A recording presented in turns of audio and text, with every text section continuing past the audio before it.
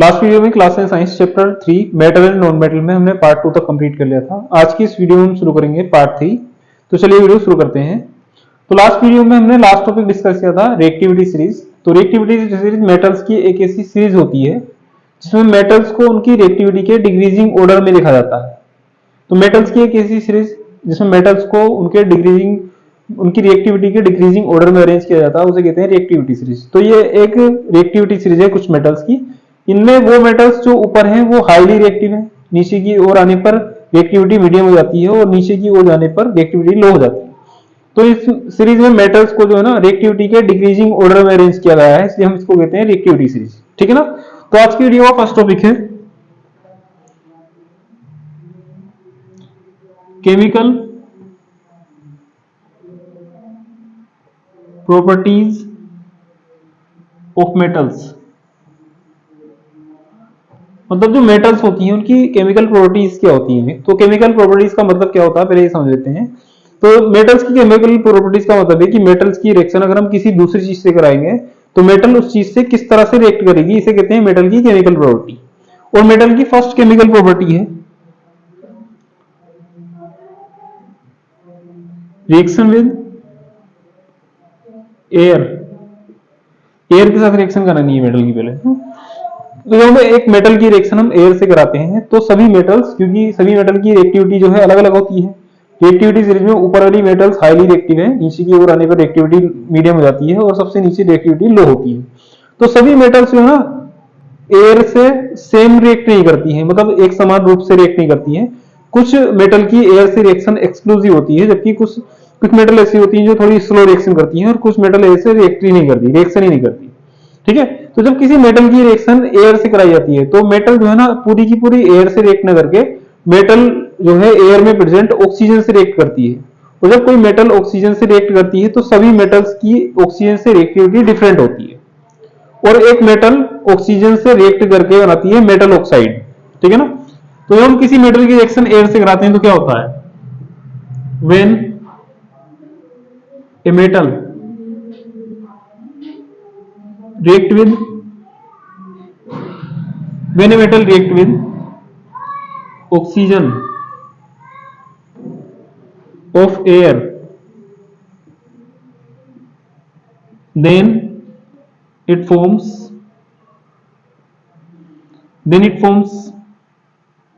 metal oxide। तो जब हम एक मेटल की रिएक्शन एयर की ऑक्सीजन से कराते हैं, मतलब अगर हम मेटल की रिएक्शन कराएंगे ऑक्सीजन से तो मेटल ऑक्सीजन से रिएक्ट करके बनाती है मेटल ऑक्साइड। और क्योंकि सभी मेटल की रिएक्टिविटी डिफरेंट होती है तो ऐसी मेटल जो रिएक्टिविटी सीरीज में ऊपर होती है वो एयर की ऑक्सीजन से थोड़ा फास्ट रिएक्शन करती है, कुछ की रिएक्शन मीडियम होती है और बाकी की रिएक्शन स्लो होती है। या कुछ मेटल्स ऐसी होती हैं जो एयर से रिएक्ट नहीं कर सकती, जैसे कि हम कह सकते हैं गोल्ड और सिल्वर। ठीक है ना। तो जब एक मेटल की रिएक्शन ऑक्सीजन से कराते हैं तो मेटल ऑक्साइड बनता है। अब हम इसके कुछ एग्जांपल लिख लेते हैं। मान लेते हैं हमारे पास एक मेटल है पोटेशियम और हम इसकी रिएक्शन कर रहे हैं ऑक्सीजन से। तो पोटेशियम ऑक्सीजन से रिएक्ट करके बनाता है K2O।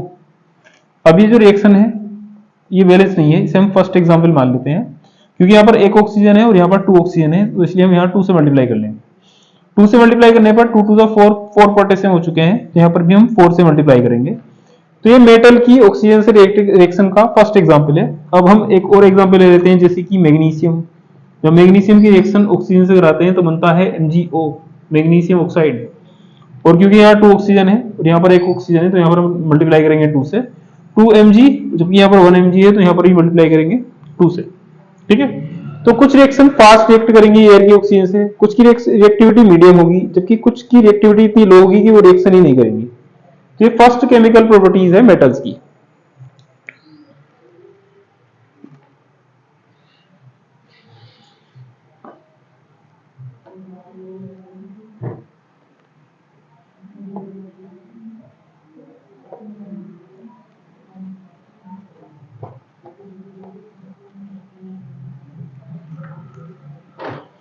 इसके बाद सेकंड प्रॉपर्टी जो है वो है रिएक्शन विद वाटर। तो जैसे कि हमने लास्ट वीडियो में भी डिस्कस किया था इस रिएक्शन के बारे में, जब हम किसी मेटल की रिएक्शन वाटर से कराते हैं तो वाटर से मेटल की रिएक्शन जो है सभी मेटल के लिए अलग अलग टाइप की रिएक्शन होती है। कुछ मेटल्स जो रिएक्टिविटी स्टेज में ऊपर होती हैं वो हाईली रिएक्टिव होती हैं, इसलिए वाटर से वो एक्सप्लोसिव तरीके से रिएक्शन करती हैं। जबकि कुछ मेटल्स ऐसी होती हैं जिनकी रिएक्टिविटी कम होने की वजह से वो मेटल से थोड़ा स्लो रिएक्शन करती हैं, वाटर से थोड़ी स्लो रिएक्शन करती हैं। जबकि कुछ मेटल्स ऐसी होती हैं कि उनकी रिएक्टिविटी इतनी लो होती है कि वो वाटर से रिएक्ट ही नहीं करती। तो रिएक्टिविटी सीरीज को वाटर से रिएक्शन के बेस पर 3 पार्ट में डिवाइड किया गया है, highly reactive metals, medium reactivity और लो रिएक्टिविटी। तो जब हम किसी मेटल की रिएक्शन वाटर से कराते हैं तो मेटल वाटर से रिएक्ट करके दो तरह के रिजल्ट्स देती हैं। या तो मेटल वाटर से रिएक्ट करके बनाती हैं मेटल हाइड्रोक्साइड, हाइड्रोजन गैस, और जो मेटल हाइड्रोक्साइड बनाती हैं उनकी वाटर से रिएक्शन थोड़ी एक्सप्लोसिव होती है, इसलिए उस रिएक्शन में हीट भी इवॉल्व होती है, मतलब वो एक एक्सोथर्मिक रिएक्शन होती है। जबकि जब हम कुछ मेटल की रिएक्शन वाटर से कराते हैं तो कुछ मेटल वाटर से थोड़ा स्लो रिएक्ट करती हैं और मेटल वाटर से रिएक्ट करके सिर्फ मेटल ऑक्साइड बनाती है और उस रिएक्शन में हाइड्रोजन गैस निकलती है। जबकि ऐसी मेटल्स जो लो रिएक्टिव हैं वो वाटर से रिएक्ट ही नहीं करती। तो मेटल की वाटर से रिएक्शन को 3 पार्ट्स में डिवाइड किया गया है। और जब मेटल वाटर से रिएक्ट करती है तो दो तरह के रिजल्ट्स मिलते हैं, या तो मेटल हाइड्रोक्साइड बनता है या फिर मेटल ऑक्साइड बनता है। When metal react with water, then it forms metal hydroxide और मेटल ऑक्साइड। मतलब जब हम किसी मेटल की रिएक्शन वाटर से कराएंगे तो एक तो ये हो सकता है कि मेटल हाइड्रोक्साइड और हाइड्रोजन गैस, और साथ साथ जो है ना इसमें हीट भी इवॉल्व होती है। या फिर ऐसा हो सकता है कि मेटल की वाटर से रिएक्शन कराने पर मेटल ऑक्साइड मिले और इसमें हाइड्रोजन गैस ही इवॉल्व हो। मतलब दो तरह से रिएक्शन हो सकती है। तो पहले बात कर लेते हैं ऊपर वाले पॉइंट के एग्जांपल की, जब मेटल वाटर से रिएक्ट करके मेटल हाइड्रोक्साइड बनाती है। तो रिएक्टिविटी सीरीज को वाटर से रिएक्शन के बेस पर 3 पार्ट में बांटा गया है। सबसे पहले first two metal potassium and sodium. जब पोटेशियम और सोडियम मेटल से रिएक्ट करती हैं, सॉरी वाटर से रिएक्ट करती हैं, तो पोटेशियम और सोडियम इतनी हाईली रिएक्टिव होती हैं कि ये जो ना कोल्ड वाटर से भी रिएक्शन कर लेती है। मतलब ये दोनों मेटल जो है कोल्ड वाटर से रिएक्शन कर लेती हैं, ठंडे पानी से जो है रिएक्शन कर लेंगी ये। और जब ये कोल्ड वाटर से रिएक्शन करती है तो इनकी रिएक्शन इतनी एक्सप्लोसिव होती है कि इस रिएक्शन में हीट भी इवॉल्व होती है। ठीक है ना। मतलब जब हम पोटेशियम या सोडियम की रिएक्शन जो है, एग्जांपल फर्स्ट, पोटेशियम की रिएक्शन वाटर से कराएंगे, वाटर का फॉर्मूला होता है H2O। या हम सोडियम की रिएक्शन वाटर से कराएंगे H2O, तो पोटेशियम हाइड्रोक्साइड, हाइड्रोजन गैस और हीट इवॉल्व होगी। दूसरा, जब हम सोडियम की रिएक्शन H2O से कराएंगे तो सोडियम हाइड्रोक्साइड, हाइड्रोजन गैस और इसमें भी हीट इवॉल्व होगी। ठीक है ना। तो फर्स्ट टू मेटल जो होती है ना वो इतनी हाईली रिएक्टिव होती है कि वो कोल्ड वाटर ठंडे पानी से भी रिएक्शन कर लेती है और इस रिएक्शन में हीट इवॉल्व होती है। अब बात कर लेते हैं बाकी की दो मेटल्स की। तो इसमें जो कैल्शियम है, कैल्शियम एक ऐसी मेटल है, ये रिएक्शन तो करती है वाटर से, लेकिन जब ये वाटर से रिएक्शन करती है तो वाटर से रिएक्शन करने पर ये जो है हाइड्रोक्साइड बनाती है। सेकंड एग्जांपल, मतलब जब हम कैल्शियम की रिएक्शन कराते हैं वाटर से H2O से, तो वाटर से रिएक्ट करके ये जो है बनाती है कैल्शियम हाइड्रोक्साइड और हाइड्रोजन गैस, और एक इस रिएक्शन में हीट इवॉल्व होती है। लेकिन यहाँ पर ये जो वाटर होता है ना ये भी कोल्ड वाटर होता है, मतलब कैल्शियम कोल्ड वाटर से रिएक्ट कर लेती है। लेकिन जब इस रिएक्शन में जो है हाइड्रोजन गैस इवॉल्व होती है तो ये हाइड्रोजन गैस ना बबल्स के रूप में ऊपर आ जाती है और कैल्शियम के सरफेस पर आकर जो है चिपक जाती है, जिससे कैल्शियम जो होता है ना वाटर में डूबता नहीं है और वाटर पर फ्लोट करने लगता है, तैरने लगता है। तो जब हम कैल्शियम का एक छोटा सा पीस वाटर पे डालते हैं ना, वाटर में डालते हैं, जैसे मान लो हमारे पास एक बीकर है, इस बीकर में वाटर है, हम कैल्शियम का एक छोटा सा टुकड़ा ले लें, कैल्शियम मेटल ले लें, उसको थोड़ा सा कट कर लें, उसका छोटा सा टुकड़ा वाटर पर डाल दें, तो जब ये वाटर से रिएक्ट करेगी तो बनेगा कैल्शियम हाइड्रोक्साइड, हाइड्रोजन गैस और हीट इवॉल्व होगी। और जब ये हाइड्रोजन गैस बनेगी तो हाइड्रोजन गैस बबल्स के रूप में जो है ना कैल्शियम के सरफेस पर आकर चिपक जाएगी, जो इसको डूबने नहीं देगी। और ये जो कैल्शियम है ना वो वाटर की सरफेस पर फ्लोट करती रहेगी, तैरती रहेगी। ठीक है। इसके बाद नेक्स्ट थर्ड एग्जाम्पल, थर्ड देख लेते हैं। तो थर्ड एग्जाम्पल जो है वो है मैग्नीशियम। मैग्नीशियम एक ऐसी मेटल है, ये कोल्ड वाटर से रिएक्ट नहीं करती है, ये रिएक्शन करती है हॉट वाटर से, हॉट वाटर से। और जब ये हॉट वाटर से रिएक्शन करती है तो बिल्कुल सेम अभी तक की रिएक्शन की तरह रिएक्शन होती है। जब मैग्नीशियम की रिएक्शन कराते हैं वाटर से तो ये कोल्ड वाटर से रिएक्ट करके ये हॉट वाटर से रिएक्ट करती है, गर्म पानी से। और जब इसकी रिएक्शन होती है तो MgOH का होल ट्वाइस बनता है, मैग्नीशियम हाइड्रोक्साइड, हाइड्रोजन गैस बनती है और इस रिएक्शन में भी हीट इवॉल्व होती है।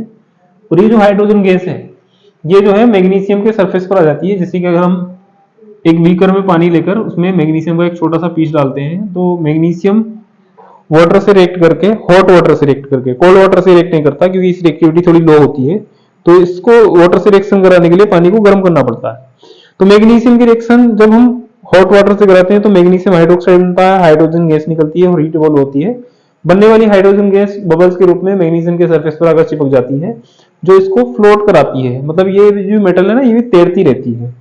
तो कैल्शियम एक ऐसी मेटल है, ये कोल्ड वाटर से तो रिएक्ट करती है लेकिन ये जो ना वाटर के सरफेस पर फ्लोट करती है, तैरने लगती है। ठीक इसी तरह से मैग्नीशियम जो है कोल्ड वाटर से रिएक्शन नहीं करती, हॉट वाटर से रिएक्शन करती है। और साथ साथ जो ना ये भी जो है ना वाटर की सरफेस पर फ्लोट करती है, तैरती है।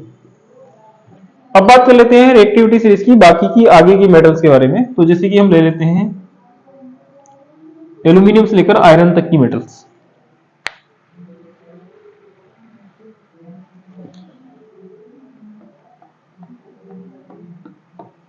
तो एल्यूमिनियम से आयरन तक की जो मेटल्स होती है ये ना तो कोल्ड वाटर से रिएक्ट करती है और ना ही हॉट वाटर से रिएक्ट करती है।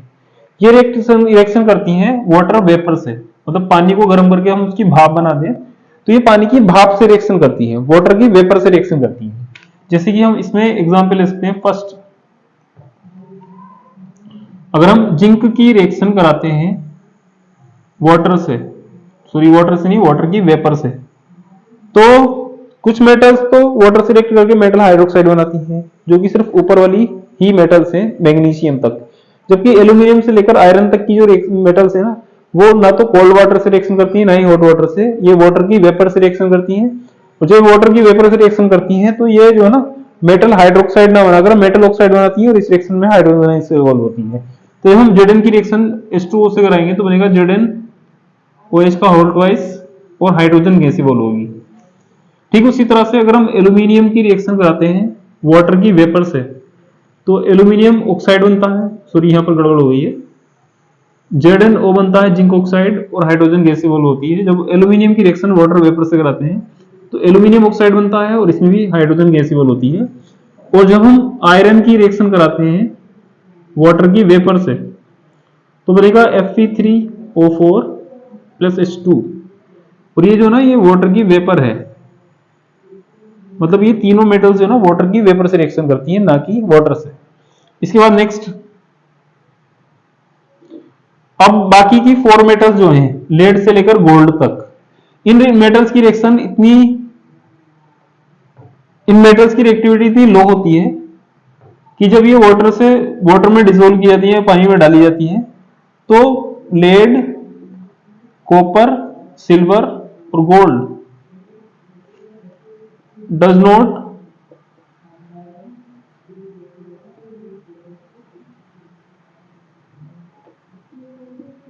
Do not react with water, मतलब ये वाटर से रिएक्शन ही नहीं करती क्योंकि इनकी रिएक्टिविटी बहुत लो होती है। तो ये जो है ना मेटल की केमिकल प्रॉपर्टीज का सेकंड पॉइंट था। अब इसके बाद हम थर्ड पॉइंट डिस्कस कर लेते हैं।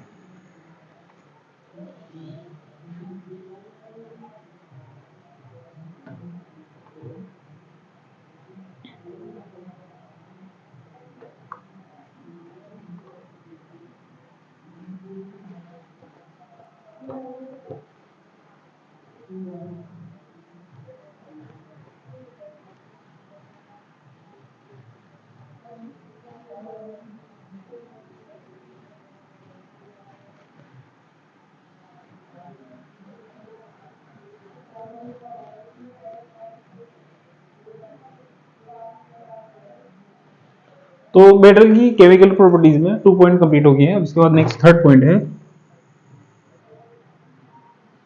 Reaction with acid.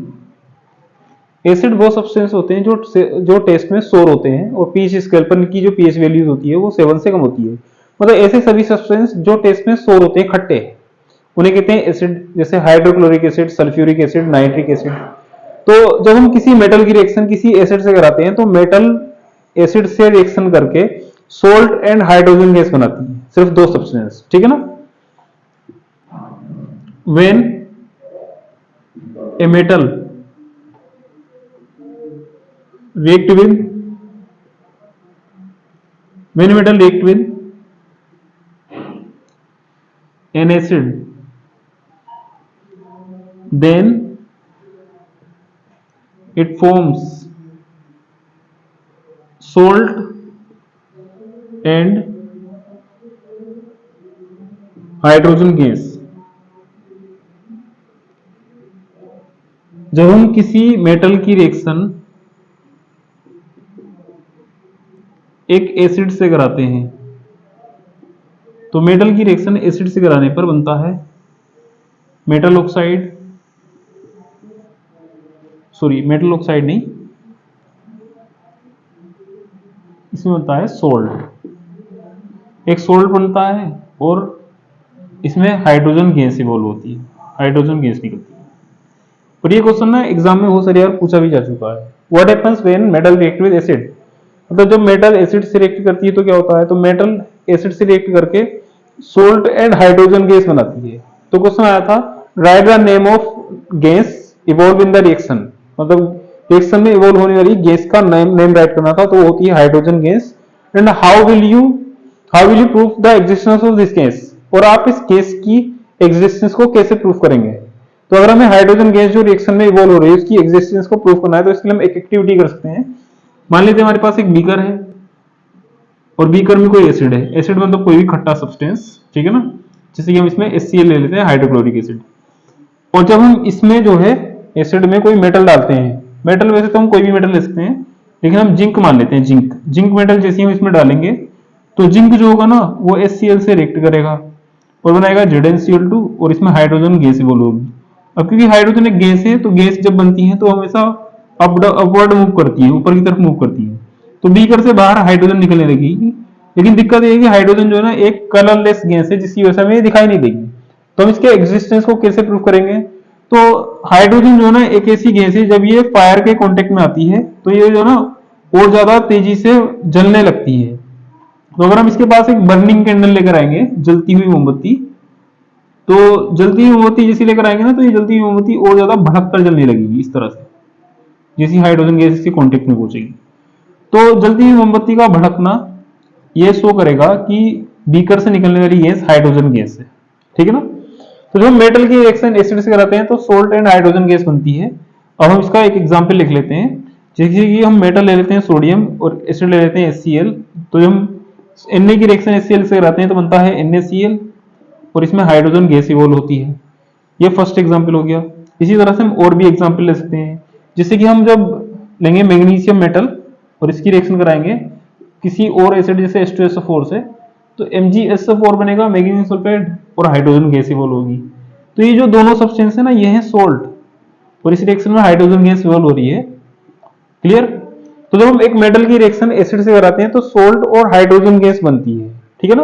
अब हम कुछ और पॉइंट डिस्कस कर लेते हैं। जब हम मेटल की रिएक्शन एसिड से कराते हैं तो कुछ पॉइंट नोट कर लेते हैं। जैसे कि फर्स्ट पॉइंट कि जब हम किसी मेटल की रिएक्शन कराते हैं नाइट्रिक एसिड से, डाइल्यूट नाइट्रिक एसिड। एसिड जो है टू टाइप्स का होता है, डाइल्यूट एंड कंसंट्रेट। डाइल्यूट का मतलब होता है पतला और कंसंट्रेट मींस होता है गाढ़ा। अगर हम एक पतले एसिड की रिएक्शन किसी मेटल से कराते हैं, जैसे कि हम किसी मेटल की रिएक्शन कराते हैं डाइल्यूट नाइट्रिक एसिड से, तो वैसे तो मेटल एसिड से रिएक्ट करके सोल्ट बनाती है और हाइड्रोजन गैस बनती है। लेकिन जब हम किसी मेटल की रिएक्शन डाइल्यूट नाइट्रिक एसिड से कराते हैं तो हाइड्रोजन गैस नहीं बनती है ना। When metal react with dilute nitric acid HNO3, then there is no evolution of hydrogen gas. मतलब जब हम किसी मेटल की रिएक्शन जो है डाइल्यूट नाइट्रिक एसिड से कराते हैं तो हाइड्रोजन गैस नहीं बनती है। नेक्स्ट, लेकिन अगर हम मैग्नीशियम की रिएक्शन कराते हैं, मैग्नीशियम की रिएक्शन नाइट्रिक एसिड से, तो मैग्नीशियम की रिएक्शन नाइट्रिक एसिड से कराने पर एक सोल्ट बनता है और इस रिएक्शन में हाइड्रोजन गैस इवोल्व होती है। मतलब अगर हम मैग्नीशियम मेटल की रिएक्शन कराएंगे डाइल्यूट नाइट्रिक एसिड से तो इसमें ना हाइड्रोजन गैस इवोल्व होगी। थर्ड पॉइंट है कि जो कॉपर मेटल होती है ना वो हाइड्रोक्लोरिक एसिड से कोई रिएक्शन नहीं करती, नो रिएक्शन। क्लियर हो गया अपना? तो ये मेटल की जो है थर्ड केमिकल प्रॉपर्टी की। अब इसके बाद नेक्स्ट 4 डिस्कस कर लेते हैं।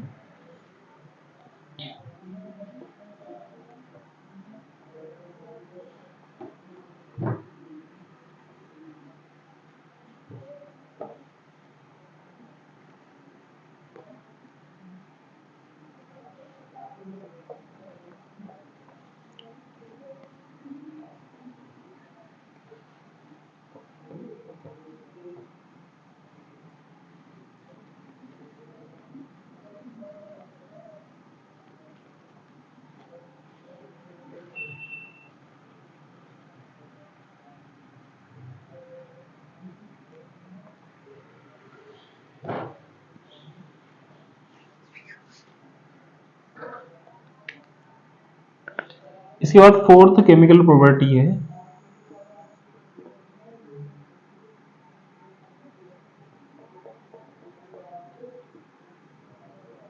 Reaction with metallic solution. मतलब जब हम किसी मेटल की रिएक्शन किसी दूसरी मेटल के सॉल्यूशन से कराते हैं तो क्या होता है, जब हम एक मेटल की रिएक्शन किसी दूसरी मेटल के सॉल्यूशन से कराते हैं तो वो मेटल जो है ना उस सॉल्यूशन से दूसरी मेटल को डिस्प्लेस कर देती है अगर जिस मेटल की रिएक्शन हम सॉल्यूशन से करा रहे हैं उस मेटल की जो है रिएक्टिविटी सीरीज में पोजीशन सॉल्यूशन वाली मेटल से ऊपर है। मतलब हम इसको एक एग्जांपल से देख लेते हैं। तो देख लेते हैं, जब हम किसी मेटल की रिएक्शन मान लेते हैं मेटल है ए और हम एक सॉल्यूशन से कराते हैं सॉल्यूशन ऑफ बी, मतलब बी भी एक मेटल है और ए भी एक मेटल है। तो जब हम मेटल ए की रिएक्शन मेटल बी के सॉल्यूशन से कराते हैं और अगर ए जो है बी से रिएक्टिविटी सीरीज में ऊपर है तो मेटल ए क्या करती है, मेटल बी को इसके सॉल्यूशन से डिस्प्लेस कर देती है और ये सॉल्यूशन मिल जाता है सॉल्यूशन ऑफ ए। और ये वाली बात और ज्यादा अच्छे से क्लियर हो जाएगी कुछ एग्जांपल से। तो अब हम एग्जांपल ले लेते हैं, जैसे एग्जांपल फर्स्ट जैसे कि मान लेते हैं Zn प्लस CuSO4, एक तो ये हो गया। एक और एग्जांपल ले लेते हैं Cu प्लस ZnSO4। तो पहले हम ऊपर वाली फर्स्ट रिएक्शन देख लेते हैं। जब हम जिंक की रिएक्शन कॉपर सल्फेट से कराते हैं तो जिंक एक मेटल है, कॉपर सल्फेट जो है कॉपर मेटल का सॉल्यूशन है। तो जिंक और कॉपर की अगर हम रिएक्टिविटी सीरीज में अगर पोजीशन अगर देखेंगे तो जिंक जो है ना कॉपर से ऊपर है, जिंक ऊपर है कॉपर नीचे है। तो जिंक हाईली रिएक्टिव है, कॉपर की रिएक्टिविटी जिंक की कंपेयर में लो है। तो क्योंकि इस रिएक्शन में जिंक कॉपर से ज्यादा रिएक्टिव है तो जिंक कॉपर को उसके प्लेस से डिस्प्लेस करके उसकी पोजीशन ऑक्युपाई कर लेगा। लेकिन अगर हम कॉपर की रिएक्शन जिंक सल्फेट से कराएंगे तो कॉपर जो है ना जिंक से नीचे है, तो कॉपर जो है जिंक से नीचे होने की वजह से जिंक से कम रिएक्टिव है। क्योंकि कॉपर जिंक से कम रिएक्टिव है इसलिए इसे डिस्प्लेस ही नहीं कर पाएगा और कोई रिएक्शन नहीं होगी, नो रिएक्शन। ठीक है ना? मतलब हम एक मेटल की रिएक्शन किसी दूसरी मेटल के सॉल्यूशन से कराते हैं और अगर वो मेटल दूसरी मेटल से रिएक्टिविटी सीरीज में अगर ऊपर है तो ये वाली मेटल इस मेटल को इसके सॉल्यूशन से डिस्प्लेस करके उसका प्लेस ऑक्युपाई कर लेती है। तो इस रिएक्शन को कहते हैं डिस्प्लेसमेंट रिएक्शन। मतलब जब मेटल जो है किसी मेटल के सॉल्यूशन से रिएक्ट करती है तो वो रिएक्शन ये जो मेटल जो होती है ना ये डिस्प्लेसमेंट रिएक्शन शो करती है। क्लियर है?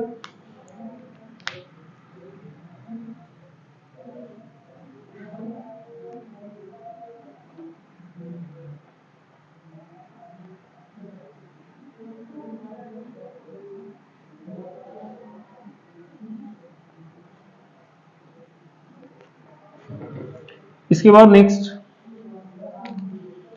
फिफ्थ केमिकल प्रॉपर्टी है reaction with non metal.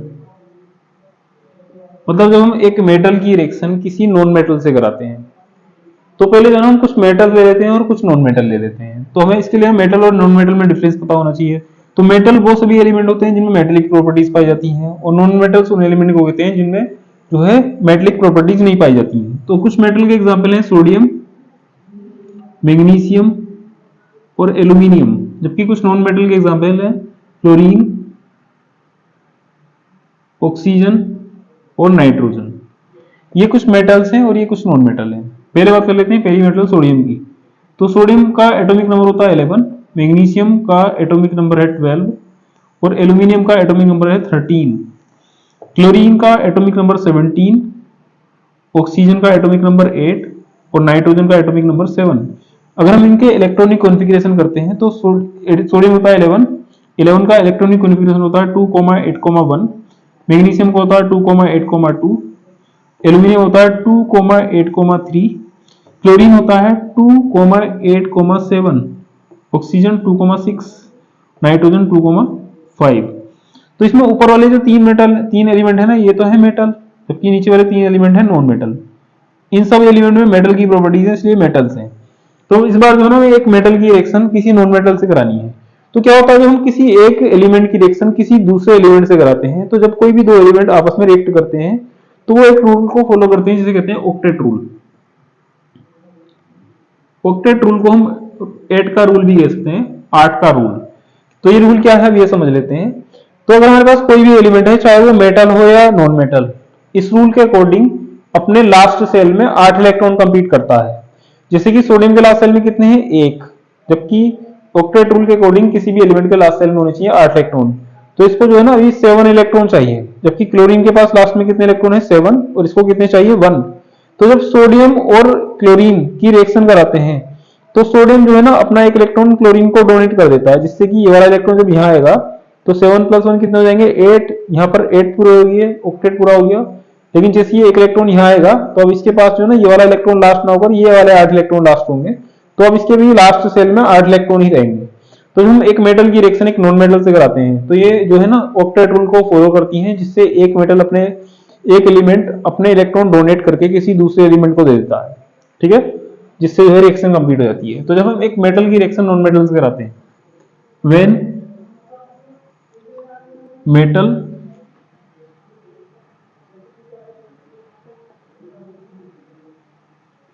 react with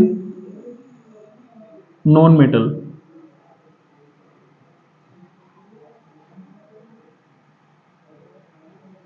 then there is transfer of electrons from metal to non metal. मतलब जब हम एक मेटल की रिएक्शन एक नॉन मेटल से कराते हैं तो इलेक्ट्रॉन जो होता है मेटल से नॉन मेटल पर चला जाता है। तो इसके लिए हम एक एग्जांपल ले लेते हैं। एग्जांपल फर्स्ट में हम मेटल ले लेते हैं सोडियम और नॉन मेटल ले लेते हैं क्लोरीन। सोडियम के लास्ट सेल में कितने इलेक्ट्रॉन है 1, तो सोडियम के लास्ट सेल में 1 इलेक्ट्रॉन है, जबकि क्लोरीन के लास्ट सेल में कितने इलेक्ट्रॉन है 7। तो 1 2 3 4 5 6 7। ऑक्टेट रूल के अकॉर्डिंग क्लोरीन को 1 इलेक्ट्रॉन चाहिए 8 पूरा करने के लिए, तो सोडियम का 1 इलेक्ट्रॉन क्लोरीन को डोनेट कर देगा। तो क्या होगा, सोडियम पर 1 इलेक्ट्रॉन कम हो जाएगा। किसी भी एलिमेंट पर इलेक्ट्रॉन की कमी को पॉजिटिव साइन से डिनोट करते हैं, जितने इलेक्ट्रॉन कम होते हैं उतने पॉजिटिव साइन।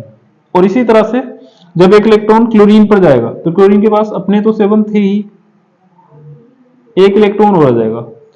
जब कोई एलिमेंट इलेक्ट्रॉन गेन करता है तो जितने इलेक्ट्रॉन गेन करता है उस इलेक्ट्रॉनों के नंबर को माइनस साइन से शो करते हैं।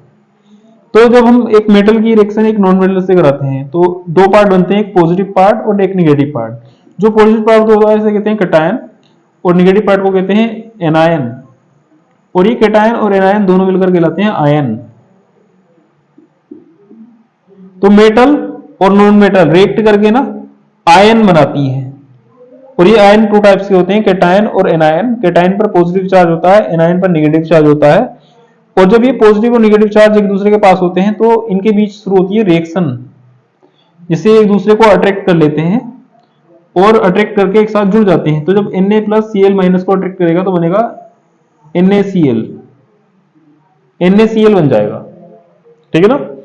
तो जब ये NaCl बना है तो किससे बना है, ये Na प्लस और Cl- के बीच अट्रैक्शन से बना है। तो ये जो पॉजिटिव आयन और नेगेटिव आयन के बीच जो अट्रैक्शन होता है इन दोनों के बीच, इस अट्रैक्शन को कहते हैं इलेक्ट्रोस्टैटिक फोर्स। किन्हीं भी दो चार्जेस के बीच लगने वाला फोर्स कहलाता है इलेक्ट्रोस्टैटिक फोर्स। तो इलेक्ट्रोस्टैटिक फोर्स के कारण ये दोनों जो आयंस हैं एक दूसरे से जुड़ जाते हैं और जुड़कर एक कंपाउंड बनाते हैं। तो ये दोनों मेटल और नॉन मेटल की रिएक्शन का फर्स्ट एग्जांपल है। अब हम एक और एग्जांपल ले लेते हैं, सेकंड एग्जांपल। सेकंड एग्जांपल मान लेते हैं, दो सोडियम है और एक ऑक्सीजन है। सोडियम के लास्ट सेल में होता है एक इलेक्ट्रॉन, सोडियम के लास्ट सेल में एक इलेक्ट्रॉन है। एक ऑक्सीजन के लास्ट सेल में 6 इलेक्ट्रॉन होते हैं, 1 2 3 4 5 6। सोडियम अपना इलेक्ट्रॉन डोनेट करेगा, ये वाला सोडियम भी इलेक्ट्रॉन डोनेट करेगा, तो दोनों सोडियम मिलकर 2 इलेक्ट्रॉन डोनेट करेंगे, क्योंकि ऑक्सीजन को शेल कंप्लीट करने के लिए 2 इलेक्ट्रॉन चाहिए, 8 पूरे करने के लिए 2 चाहिए क्योंकि 6 है। तो एक ऑक्सीजन जो है अकेला 2 इलेक्ट्रॉन गेन कर रहा है, तो इसलिए इस पर 2 माइनस, जबकि एक सोडियम अकेला 1 इलेक्ट्रॉन डोनेट कर रहा है, इसलिए एक सोडियम पर 1 प्लस। लेकिन टोटल कितने सोडियम है 2, तो यहां पर हम होल ट्वाइस कर देंगे। तो सोडियम पर पॉजिटिव चार्ज है, ऑक्सीजन पर नेगेटिव चार्ज है।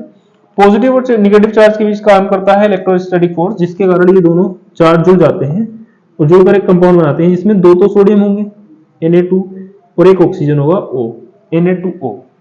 ठीक है, तो ये दूसरा एग्जांपल है। अब हम एक एग्जांपल और देख लेते हैं।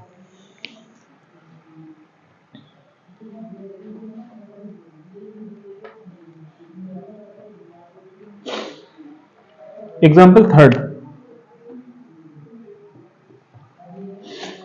थर्ड, जब हम जो है मैग्नीशियम की रिएक्शन कराएंगे ऑक्सीजन से, तो मैग्नीशियम के लास्ट सेल में 2 इलेक्ट्रॉन्स है और ऑक्सीजन के लास्ट सेल में 6 इलेक्ट्रॉन है। ऑक्टेट रूल के अकॉर्डिंग ऑक्सीजन को 2 इलेक्ट्रॉन चाहिए, तो मैग्नीशियम अपने 2 इलेक्ट्रॉन जो है ऑक्सीजन को डोनेट कर देगा और एक मैग्नीशियम पर 2 इलेक्ट्रॉन्स की कमी हो जाएगी, इसलिए 2 पॉजिटिव, और एक ऑक्सीजन पर 2 इलेक्ट्रॉन आ जाएंगे, 6 तो पहले ही थे, 1 2 3 4 5 6, 2 और आ जाएंगे, तो इसलिए 2 निगेटिव। अब इन पॉजिटिव और नेगेटिव आयंस के बीच होगा अट्रैक्शन, इलेक्ट्रोस्टैटिक अट्रैक्शन, जिसके कारण ये जुड़ जाएंगे और बनाएंगे MgO। तो जब एक मेटल की रिएक्शन एक नॉन मेटल से कराते हैं, तो मेटल नॉन मेटल से रिएक्ट करके एक कंपाउंड बनाती है जिसमें 2 आयंस होते हैं। इस कंपाउंड को कहते हैं आयनिक कंपाउंड, ये कहलाता है आयनिक कंपाउंड। जैसे कि ये सभी जो ना आयनिक कंपाउंड्स हैं, क्योंकि 2 तरह के आयंस से मिलकर बने हैं, कैटायन से और एनायन से, ठीक है ना। मतलब जब हम एक मेटल की रिएक्शन एक नॉन मेटल से कराते हैं, तो मेटल अपने इलेक्ट्रॉन नॉन मेटल को डोनेट कर देती है, जिससे मेटल पर पॉजिटिव चार्ज आ जाता है और नॉन मेटल पर नेगेटिव चार्ज आ जाता है। पॉजिटिव चार्ज को कहते हैं एनायन कैटायन और नेगेटिव स्पीसीज को कहते हैं एनायन। कैटायन और एनायन दोनों मिलकर कहलाते हैं आयन, क्योंकि ये 2 अपोजिट आयंस हैं, तो इनके बीच होता है अट्रैक्शन, जिसे कहते हैं इलेक्ट्रोस्टैटिक फोर्स। उसके कारण ये जुड़कर एक कंपाउंड बनाते हैं जिसे कहते हैं आयनिक कंपाउंड, क्योंकि ये कंपाउंड जो है आयन से मिलकर बना होता है। क्लियर? तो आज की इस वीडियो में बस इतना ही। अगर आज के किसी भी टॉपिक में किसी को कहीं भी कोई कंफ्यूजन रहा हो तो हमें कमेंट बॉक्स में कमेंट करके बता सकते हैं। Thank you.